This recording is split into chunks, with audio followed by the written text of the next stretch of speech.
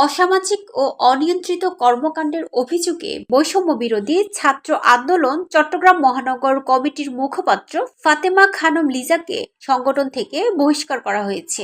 বিজ্ঞপ্তিতে বলা হয়, মাদক সেবন ও অনিয়ন্ত্রিত জীবনযাপনের ছবি ও ভিডিও সম্প্রতি সামাজিক যোগাযোগ মাধ্যমে ছড়িয়ে পড়ে। এতে শহীদ ও আহতদের আত্মত্যাগকে অবমূল্যায়ন এবং সংগঠনের ভাবমূর্তি ক্ষুণ্ণ হয়েছে বলে মনে করেছে বৈষম্য বিরোধী ছাত্র আন্দোলন। তারা আরও উল্লেখ করেছে, জুলাই গণ অভ্যুত্থানে শহীদ প্রায় ১৪০০ মানুষ ও অর্ধ লক্ষ আহতদের আত্মত্যাগের চেতনায় গড়ে ওঠা সংগঠনে এমন অসামাজিক কর্মকাণ্ড বরদাস্তযোগ্য নয়।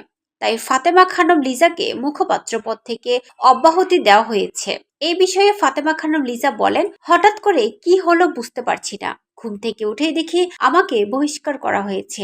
আমার ব্যক্তিগত বিষয়ে সংগঠন কখনো বহিষ্কার করতে পারে না। আমি মনে করছি তারা কারো এজেন্ডা বাস্তবায়ন করছে। এক প্রশ্নের জবাবে তিনি বলেন, ভিডিওতে আমি একটি ভ্যাপ নিয়েছিলাম। এটা একটা সাধারণ বিষয়। যারা আমাকে বহিষ্কার করেছে তারা সকাল সন্ধ্যা গাঁজা খায়। আমি কোনো ব্যবস্থা নিলে পরবর্তীতে জানাতে পারবো।